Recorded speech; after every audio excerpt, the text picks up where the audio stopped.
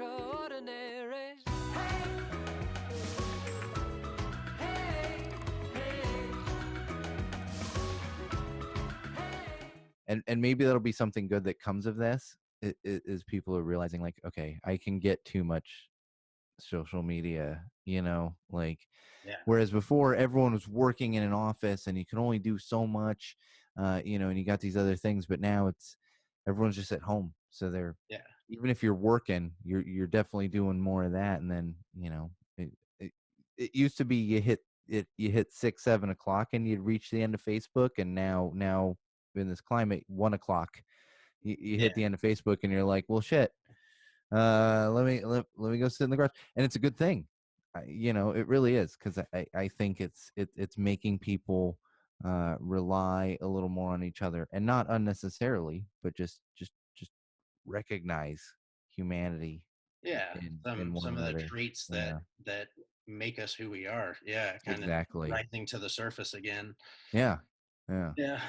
Um, all right, let's change subjects. Actually, I'll start a new recording here. Well, shamelessly say, like I said, I'm enjoying all of this, this resurgence, and I've shamelessly defended certain bands over the years, but I can't. I can't do it anymore with certain bands, and one of those is a hometown hero, which is Blink 182, and that's the thing is, I'm not going to sit here and say that I hate Blink 182. Like, do what you I want. will. Like, well, no. See, I'm not going to say that I hate them, and especially because they definitely had a certain influence on me. And when I finish this, have I told you the story of what got me into Blink 182? Oh, I'm gonna tell this to you. But what I will say is, right now, I used to keep them in my top 5 shamelessly. And especially for after a while, it was like they were in my top 5 after Enema. Like, still, like, okay, this is great, Enema. Take Off Your Pants and Jacket. It was like, okay, you're still in there. And then beyond that, for an album or two, it was like, well, they're hometown hero. Like, I just got to respect Blink, and keep them in there.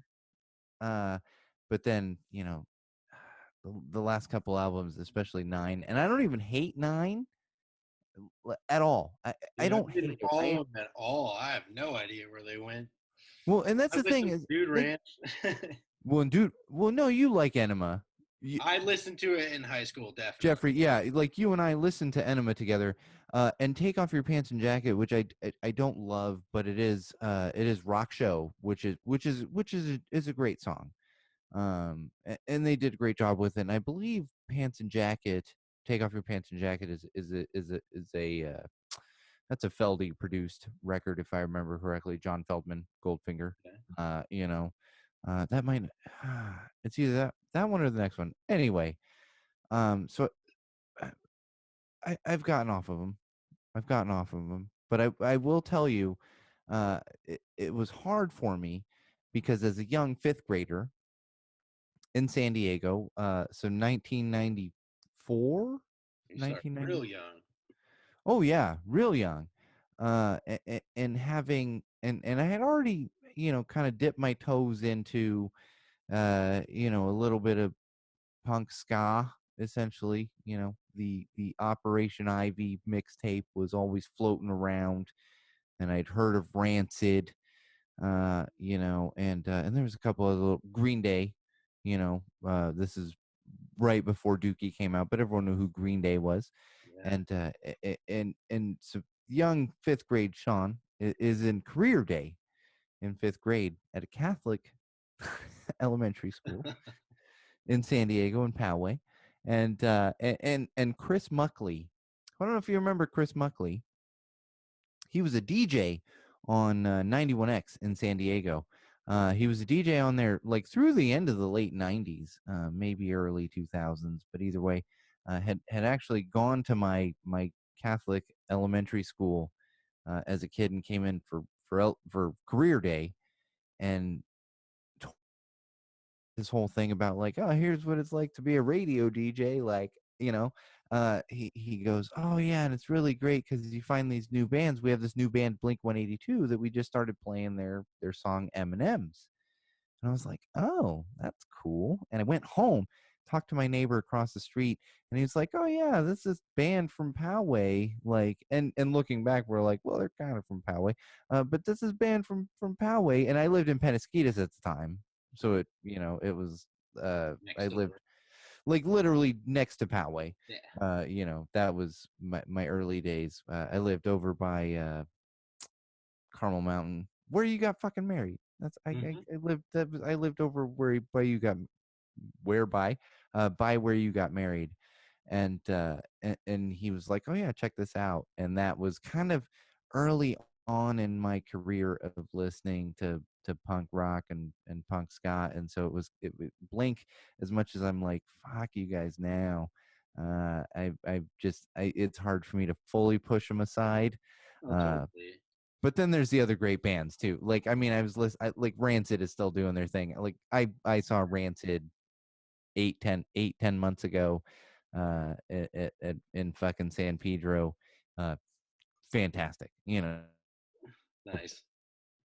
great music, Unwritten Law. I saw them. Oh god, I can't quite see the ticket stub, it's hanging on them. But less than a year ago. And We went to a show not too long ago and saw them at House of Blues, oh, San Diego.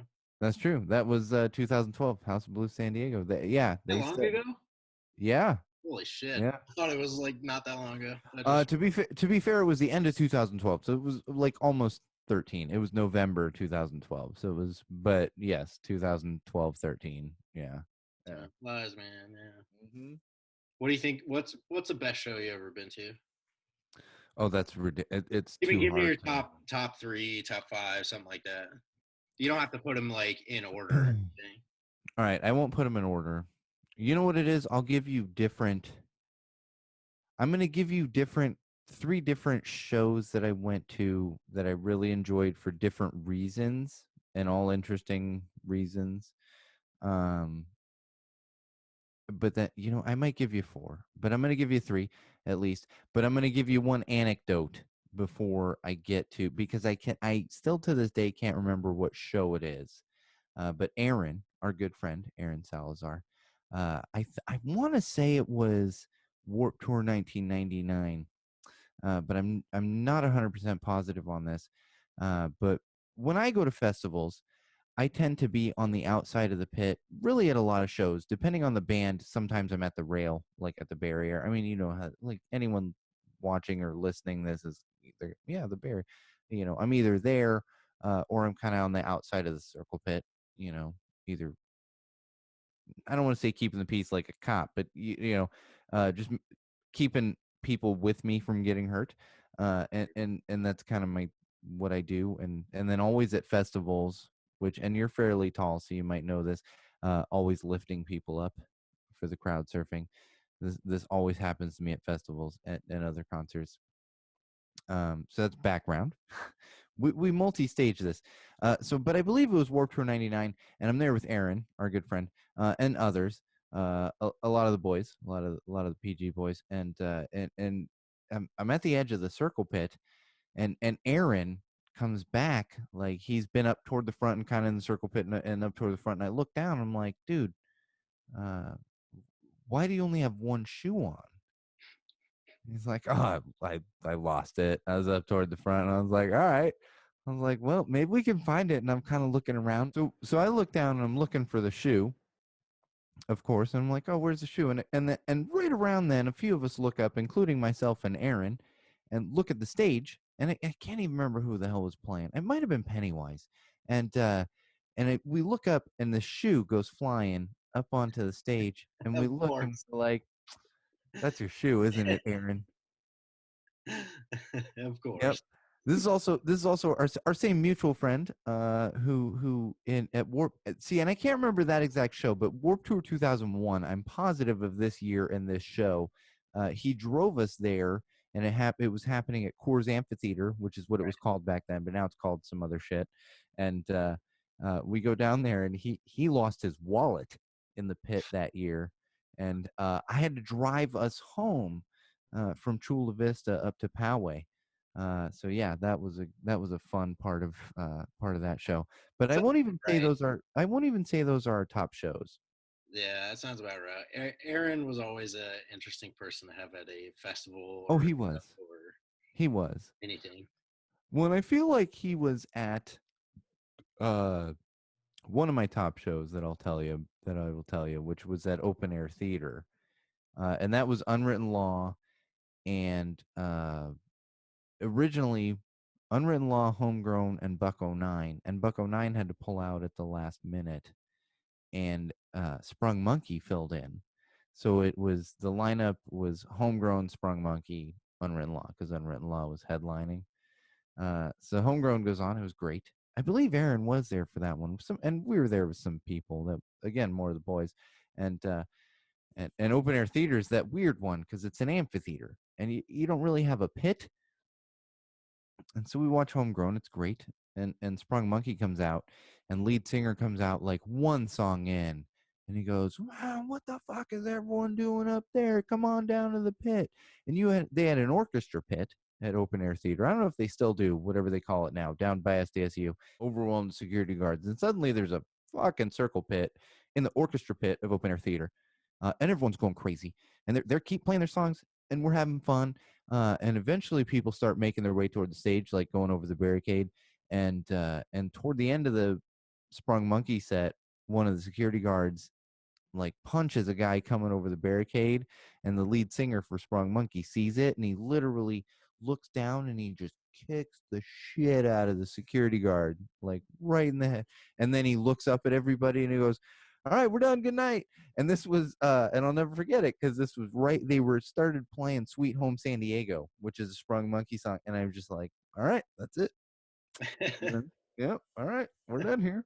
And then they start clearing the orchestra pit. Oh, it was wild. Nice. Yeah. Yeah. Uh, But without giving you specifics, I will say the Interrupters are one of my absolute favorites right now. I think regardless of what kind of music you're into, if you enjoy punk rock, ska, alternative music, you will enjoy an Interrupters show. It is so much fucking fun. And then I am obviously all about the Barstool Preachers right now. They just put out some new music. I like, oh god, yeah, a week ago. It just came out a week ago. They're out of the UK, fantastic band, and I will toot my own horn and say that I was in their music video for one of the songs that they put out a 2-song EP a week ago. nice. Uh, so I would say anytime you can catch the Barstool Preachers, which I have quite a few times, 2-3 times, and they're fantastic as well. So. Is that the only music video you ever been in, or have you done more? Well, yes and no. It's funny you should ask, which I don't talk about as much because I love the Barstool Preachers and I'm in that music video. But I have a brother-in-law who's also a musician, and who plays under the moniker of Give Me Motion. Dante Simatamore is his name, and he put out an EP. Gosh, how my let's see, my kid is 3.5, almost 3.5. So he put out an EP like 3 years ago, uh, and the first he did a high quality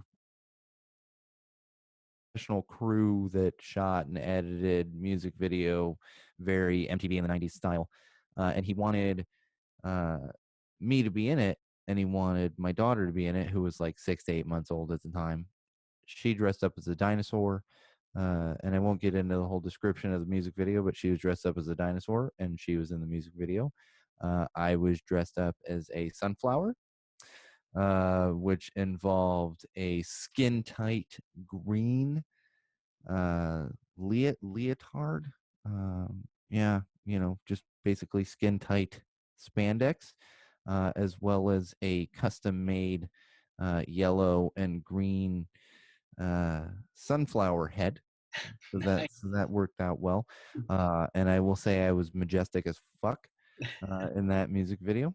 And there's probably never been a better sunflower to grace a That video the ever. music video available on YouTube? It is. That's Give Me Motion, and like I said, it is the channel, and it is extraordinary. Is the music video? I'll link Yeah, I'll link it below. Yeah, no, that's it's extraordinary, and you can see me, and you can see my very cute daughter in there, she's also in the Barstool Preachers music video. Nice. The both of us are in that a couple times throughout. But yeah, I'm a very majestic sunflower. I will say. See, that's the thing, is I have no shame. I will put on whatever, and I will do whatever. To an extent. I won't do full frontal. I'm not whipping it out.